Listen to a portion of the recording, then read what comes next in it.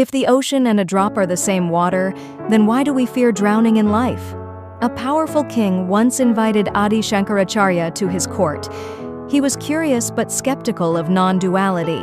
He asked, if everything is Brahman, then what's the point of kingdoms, bodies, and rules? The court laughed. Shankara didn't reply. He simply asked for a glass of water from the royal pond. He drank half, then poured the rest into a tiny clay cup. Then he looked at the king and said, "Is the water in the pond different from this cup?" The king said, "No, it's the same." Shankara smiled. "That's all Advaita says. The pond is vast, the cup is small, but the essence is one.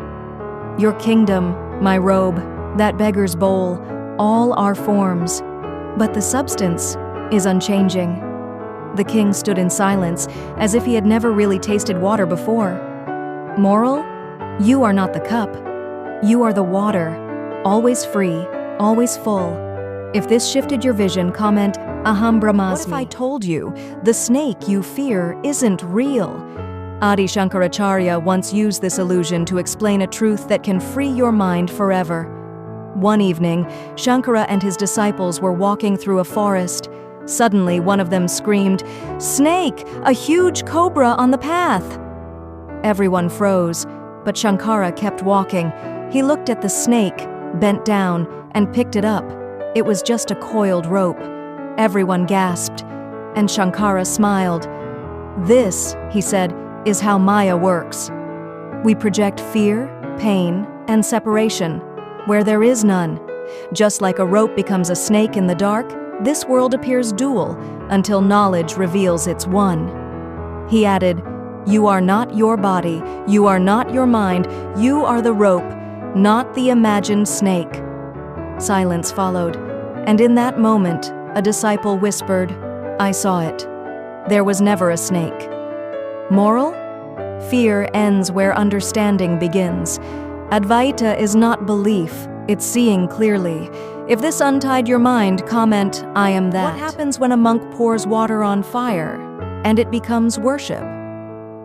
Adi Shankaracharya once faced this paradox, and his answer became a temple ritual that still continues today.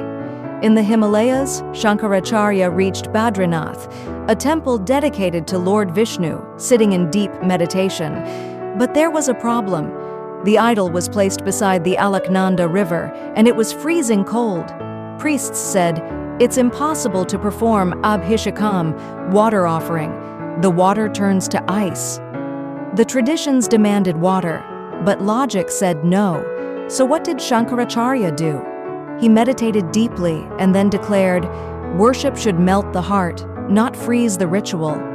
He created a sacred fire and placed hot water vessels around the idol, warming the space gently without violating the custom. From that day, even in the coldest months, the ritual continued, with warmth and devotion. Moral? When devotion meets wisdom, even ice becomes divine. If this inspired you, comment, "Bhakti with Buddhi." Why would a monk who preached unity lock the gates of a Devi temple? What happened at Kamakhya shocked everyone, and it reveals a forgotten secret about power, purity, and ego. Adi Shankaracharya once visited the Kamakhya temple in Assam, the seat of the divine feminine, but something felt off. He saw tantrics misusing rituals, sacrifices, spells, and fear-driven worship, all in the name of the goddess. He quietly walked into the sanctum, and what he did next, no one expected. He locked the inner shrine, placed a yantra at the door, and declared, "Let this power rest until devotion becomes pure again." The tantrics panicked. Some mocked him, but over time they realized the rituals were meant to liberate, not dominate. Years later, as devotion evolved, the inner sanctum was unsealed.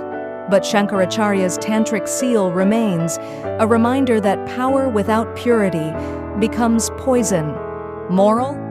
Even divine energy must be approached with humility, not ego. What if a parrot exposed a man's ignorance in front of Adi Shankaracharya? Yes, a parrot, not a sage, not a king.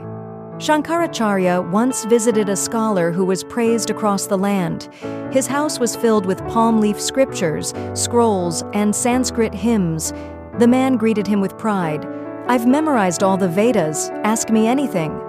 But suddenly, a parrot in a cage nearby squawked, "Neti, Neti, not this, not this." Shankaracharya turned, smiled, and said to the man, "Your parrot has realized what you haven't." The scholar was confused. Shankaracharya explained, "True knowledge is not about collecting words. It's about knowing what you are not, until only the self remains." That day, a man full of books bowed before a parrot and a master. Moral? Wisdom isn't what you remember, it's what you realize. If this story surprised you, comment, "Neti Neti." Can a human disappear into a wall and leave behind only silence? That's exactly what happened to Adi Shankaracharya in a village no one talks about. In a remote village in Odisha, Shankaracharya once stopped during his travels. There he saw a wall, ancient, cracked, but glowing. He paused and said to his disciples, "This is not a wall, it's a door, for those who can see." Confused, they asked, "A door to where?" Shankaracharya smiled, "To the formless, the unmanifest, Brahman itself." He sat before it and meditated for days. Locals watched in awe as the wall began to emit light, and one morning, he walked toward it and vanished. No sound, no shadow, just the scent of sandalwood lingering in the air. That spot is still there today, hidden in plain sight, untouched by time. And legends say, only those with no ego can see the path he took. Moral? What seems like the end may be a passage for the awakened.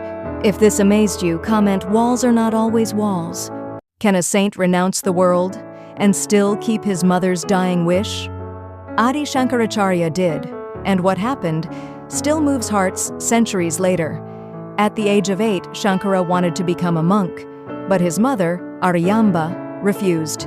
One day while bathing in the river, a crocodile caught his leg. He shouted, "Mother, if you let me take sannyasa, renounce the world, I'll be free from this." In fear and love, she agreed. The crocodile vanished. He survived and began his journey across Bharat as a monk. Years later, he had become a giant of knowledge. But then, a message came, "Your mother is dying." He returned to her side, held her hand, chanted mantras at her last breath, and even did her final rites, something no renunciate was ever allowed to do. Why? He had promised, and to him, Dharma wasn't rigid law. It was love with wisdom. Moral? Even a liberated soul bows to a mother's love. If this story touched you, comment, "Dharma is love." He was a wandering monk in his 20s. His name? Adi Shankaracharya. His opponent? A lifelong scholar, Mandana Mishra, wise, sharp, and fiercely logical. The stage was set in an ancient city. Two brilliant minds, one fierce debate. The condition? If Shankaracharya lost, he would give up his mission. If he won, Mandana Mishra would renounce the world. For 17 days, arguments flew like arrows. Logic, scriptures, philosophy. Neither blinked, neither backed down. The tension gripped everyone. The judge? Mandana Mishra's wife, a scholar in her own right. When the debate ended, she stood up and said, "The monk has won. But to defeat a householder, you must also defeat his other half, me." Shankaracharya smiled, fearless, grounded, because truth doesn't flinch. It waits, silently, to be seen. This is not just a story, it's a reminder that knowledge, courage, and humility walk together. If this stirred something inside you, hit like. Comment truth. If you believe wisdom still matters.